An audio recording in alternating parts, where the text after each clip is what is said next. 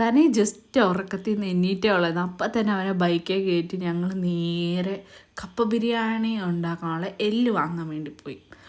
അവിടെ ചെന്ന് അത്യാവശ്യം ആളുണ്ടെങ്കിൽ ഞാൻ അതിൻ്റെ ഇടയ്ക്ക് കൂടെ നൈസായിട്ട് കയറി ചേട്ടാ എനിക്ക് 2 കിലോ എല്ല് എന്ന് പറഞ്ഞ് എല്ലും വാങ്ങി ഞങ്ങൾ നേരെ വീട്ടിൽ വന്നപ്പം ചേച്ചിയും ചേട്ടനും അമ്പലത്തിൽ പോകാൻ വേണ്ടി റെഡി ആയിട്ട് നിൽക്കുമായിരുന്നു. പിന്നെ തനേനെയും കൂടെ കുളിപ്പിച്ച് റെഡിയായി നേരെ മണികണ്ഠൻ്റെ അടുത്തോട്ട് വിട്ടു.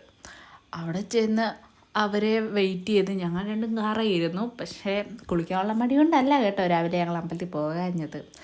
പിന്നെ അവിടെ നിന്ന് ഇറങ്ങി ഞങ്ങൾ നേരെ പോയത് മാമൻ്റെയൊക്കെ പുതിയ വീട് പണി നടക്കുന്നിടത്തോട്ടായിരുന്നു.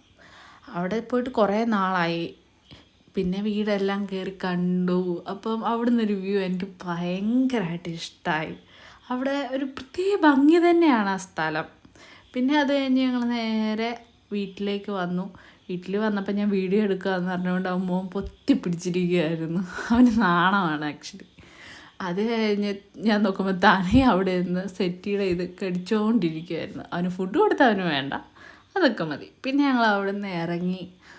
അവന്മാർ ഉണ്ണിയാണെങ്കിൽ കണ്ടുപോലും ഇല്ല ഞാൻ വീഡിയോ എടുക്കുന്നത്. കണ്ടപ്പോഴാണ് അവൻ്റെ കയ്യിൽ നിന്ന് തോക്ക് വെച്ച് വെള്ളം ഒഴിച്ചു. അവനിപ്പോഴും നാളെ മോൻ പൊത്തിയിട്ട ടാറ്റ ഇരുന്നത്.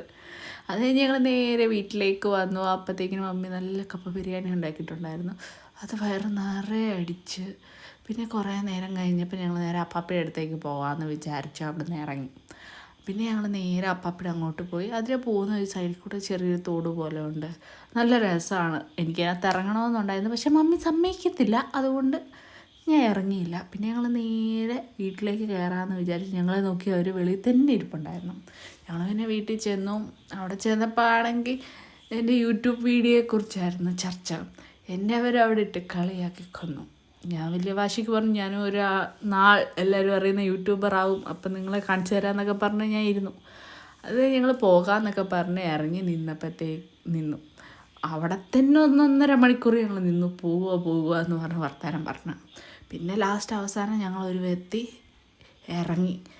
കറങ്ങി വന്ന് ഇറങ്ങാനുള്ള മടി കൊണ്ട് മതിൽ ചാടിയാണ് ഇറങ്ങിയത്. അത് കഴിഞ്ഞ് തിരിച്ച് അങ്ങോട്ട് പോകാൻ നേരത്ത് ചേച്ചി വെള്ളത്തിൽ ചാടി. അവൾക്കതിൽ ഇറങ്ങണമെന്ന് പറഞ്ഞു. പിന്നെ ഞങ്ങൾ നേരെ വീട്ടിലേക്ക് പോയി. അപ്പോൾ അത്രേ ഉള്ളൂ. Okay, by.